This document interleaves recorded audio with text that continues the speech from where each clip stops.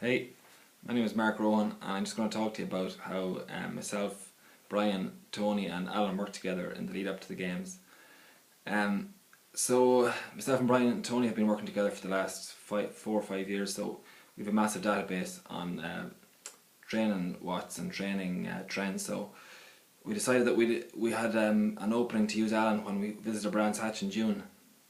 So Alan followed us around in a van, and he took all the data, all the watts from the bike, the cadence, the speed, and he took my computer file and overlaid it on the video footage of the track.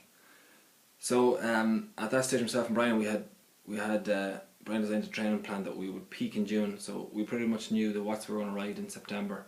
We knew we would be able to ride them for maybe 2 laps that day, whereas during the race we'd be riding for 6 laps. So we were able to, once Alan put that together and gave us the package, 3 months out from the games, I had a race track in front of me for the next, at least once, twice a week. Myself and Brian sat down and we decided, well, we designed a race plan and a race strategy to work in my favour, and also to try and break up the group that we were riding against, because we had a massive database in those guys as well. So about 6 or 8 weeks out is when we really utilised this footage. Brian was able to travel down to Bannahown, and he was able to simulate a race strategy. If someone was attacking, I had to ride certain watts up a hill. There was 2 massive hills, so I was riding threshold up those. It was very beneficial when I was getting cornering speeds. I knew from looking at the footage what speeds I should be hitting the corners at, what gears I should be in, what cadence I could ride, where I could attack people.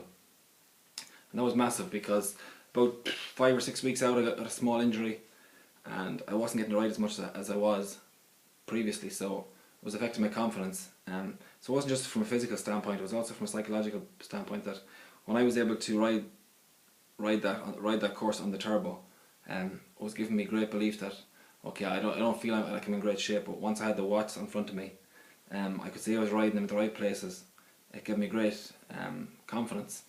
And for the 6 weeks leading up to the games, myself, Tony and Brian would do lactic tests and threshold testing, and slowly but surely we were building up to above threshold. So I knew about 2 weeks out I was kind of getting nervous, and then it was my first game, so I was very nervous also that would I perform.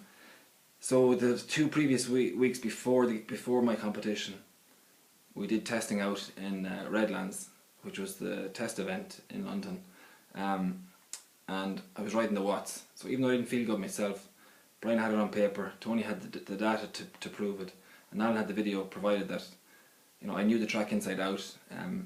Psychologically I think I had a massive edge on my other competitors, because when they had the 2 hour window, I don't think any of them would have used the same sports science that I would have got.